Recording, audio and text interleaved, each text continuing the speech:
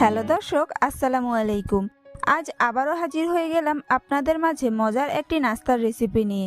পেঁপে দিয়ে তৈরি এই নাস্তাটি খেতে খুবই মজার হয়, আর তৈরি করতেও খুব বেশি সময় লাগে না। আপনিও চাইলে খুব সহজেই ঝটপট এই নাস্তাটি তৈরি করে নিতে পারেন। আশা করছি এই নাস্তার রেসিপিটি আপনাদের কাছে খুবই ভালো লাগবে। তো চলুন রেসিপিটি দেখে নিচ্ছি। রেসিপিটি তৈরি করার জন্য প্রথমে নিয়ে নিচ্ছি এরকম করে কেটে ধুয়ে রাখা মাঝারি সাইজের একটি পেঁপে। এবার আমি পেঁপের পিসগুলোকে একটি গ্রেটারের মাধ্যমে গ্রেট করে নিব। গ্রেটারের এই সাইডটি দিয়ে আমি পেঁপের পিসগুলোকে গ্রেট করে নিচ্ছি, এতে করে পেঁপেগুলো খুবই মিহি হয়ে গ্রেট হয়ে যাবে। এখন আমি পেঁপের একটি পিস নিয়ে গ্রেট করে নিচ্ছি।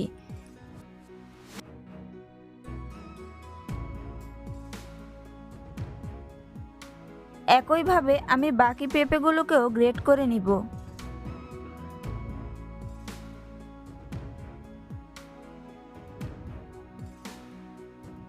সবগুলো পেঁপে গ্রেট করা হয়ে গিয়েছে। এবার পেঁপের এই নাস্তাটি তৈরি করার জন্য 4 টেবিল চামচ পরিমাণ ঘি গরম করে নিয়েছি। আপনারা চাইলে ঘিয়ের পরিবর্তে তেলও ব্যবহার করতে পারেন, তবে ঘি দিয়ে এই নাস্তাটি অনেক বেশি সুস্বাদু হয়। ঘিটা গরম হয়ে গেলে এর মধ্যে দিয়ে দিচ্ছি গ্রেট করা পেঁপেগুলো।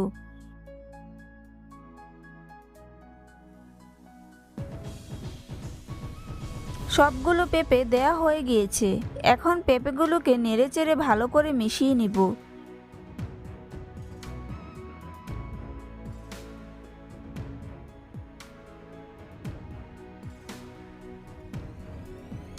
মিশানো হয়ে গেলে এর মধ্যে দিয়ে দিচ্ছি হাফ চা চামচ লবণ,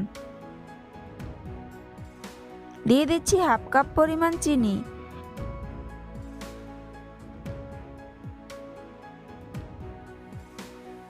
এরপর দিয়ে দিচ্ছি ঘন করে জাল করে রাখা হাফ লিটার পরিমাণ লিকুইড মিল্ক। এবার সবগুলো উপকরণকে ভালো করে নেড়েচেড়ে মিশিয়ে নিব।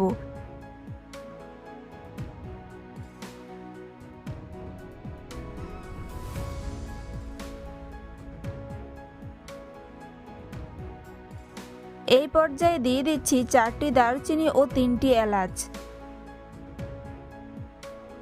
এগুলোকে ভালো করে নেড়েচেড়ে মিশিয়ে নিব।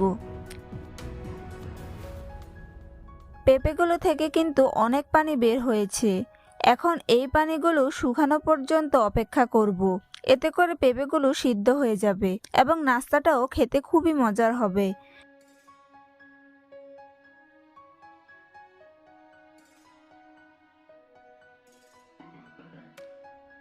পানিগুলো শুকিয়ে গিয়েছে। এবার আমি এগুলোকে একটি পাত্রে ঢেলে নিব।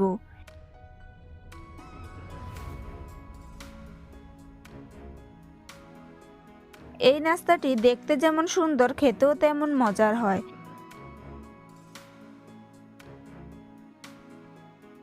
এখন এর ওপরে দিয়ে দিচ্ছি হাফ কাপ পরিমাণ কিশমিশ।